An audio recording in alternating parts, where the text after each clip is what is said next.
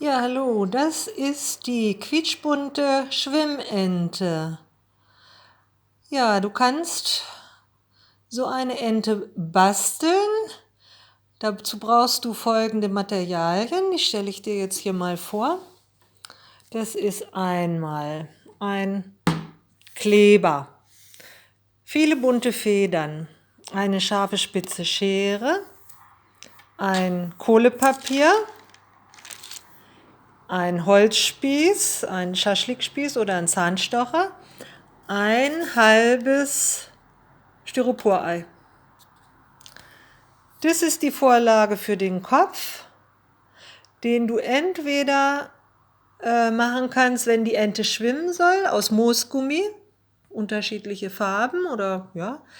Wenn die gar nicht schwimmen soll, dann kannst du auch den Kopf einfach auf Papier aufmalen. Dieses Kohlepapier ist ja dafür da, dass du diese Vorlage auf dein Moosgummi oder auf die Pappe aufmalen sollst. Das geht so, das zeige ich gleich mal hier. Du brauchst also dieses Kohlepapier, eine Unterlage, das geht beim Moosgummi ein bisschen schwierig, muss also stark drücken. Ein Bleistift, ja, halt, einen Bleistift brauchst du auch noch. Oder einen Kugelschreiber, geht auch.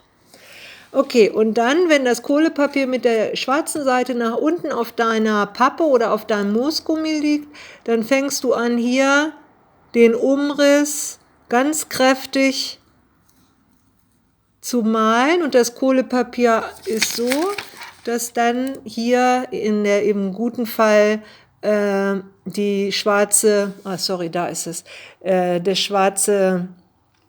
Zeichnung entsteht. Ich glaube, jetzt war ich gerade weg, also hier nochmal den Umriss stark drückend, damit die Kohle auch wirklich auf der Unterlage hier ankommt. Ja, man sieht es ganz leicht nur, das kannst du dann nochmal, bevor du es ausschneidest, mit einem Kugelschreiber nachfahren. Ja, der zweite Schritt ist dann, dass du anfängst auf diesem Ei, das ist jetzt hier, mit dem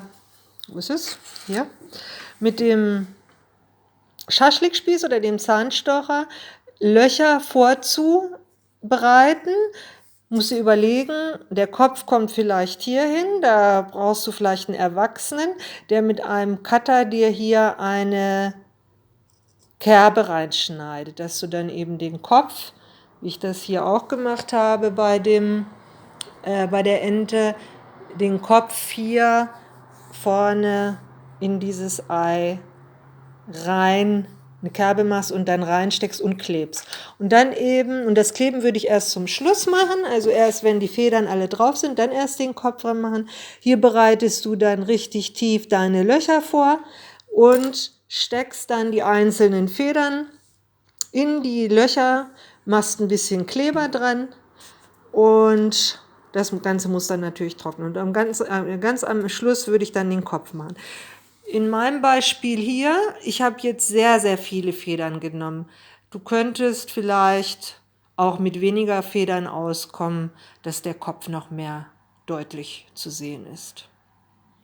Ja, ich hoffe, du hast Spaß an dieser schwimmenden Ente und dann kannst du auch mal versuchen, ob die im Wasser tatsächlich schwimmt.